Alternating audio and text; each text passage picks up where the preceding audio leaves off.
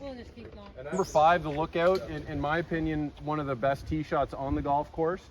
Obviously, it's a really nice view if you're not used to it, but the hole itself, again, you have to think. I know I've kind of said that before, where you just can't get up and pull your 7-iron or whatever the case may be. There's a lot of variables in here. We've got a green that's not very deep, so obviously short isn't very good. If you're going to bail out, you're going to bail out a little long, but you really have to be careful with the wind that comes out of the chute. So today it's coming left to right. So I have to be careful with the club that I choose, because it'll take off nice and straight, but the wind's going to hit it in some shape or form as it gets out of the chute. What happens if you kind of pay attention to the water, you'll see where the wind is going. One more club, no good being in the water, so our play is long. The last thing I want to think about here is the pin is on the right side, and you might not be able to see it from the video right now, but there's clearly, we clearly want to be on that right side. However, as we play to the right side of the green, it just makes the water hazard that much longer because of just the way it's angled this way. So I'm going to aim for the middle of the green, hope the wind moves it a little bit left to right and we nestle it in there, but I also run the risk of being on the top ledge or the top shelf on the left-hand side, which just makes my putt a little tricky. However, I'd rather do that than face the water. We have 150 yards to the center going downhill. So I'm going to maybe take 10 yards off. So that's a club. So if we're 150, that makes 140. But I think the wind is hurting. So it's actual, all things considered, playing 150. As I said, I'm going to take aim at the center of the green. And I hope that the wind's going to push it a little bit from the left to the right. And I've got enough club that I'm confident that I'm not going to end up having to deal with the water hazard if I kind of fan it out to the right. So time will tell.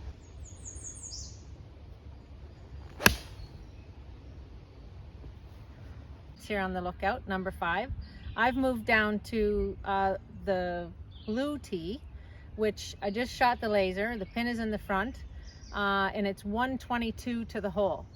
So like I said to Sean on the top of the tee, he was quite high up, so the elevation is going down. So I took 10 off for the elevation, but left it on there because in the calculation because of the wind. So what I've figured out is now I'm down here and there really isn't any wind. The water is, yes, moving from left to right, so that's telling me there's a little bit of a breeze. So I'm going to hit my 9-iron and I'm going to take it dead aim.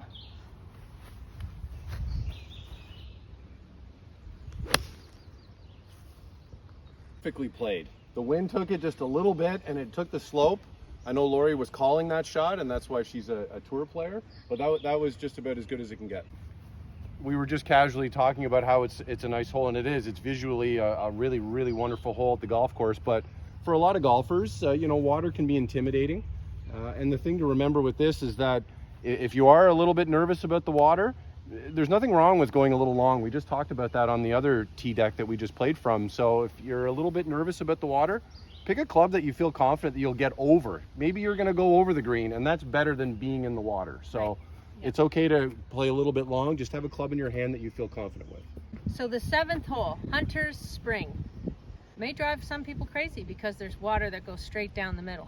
But there's 2 options, a right fairway and a left fairway to an elevated green. We've got from this yellow tee box to cover the bridge is 235-ish.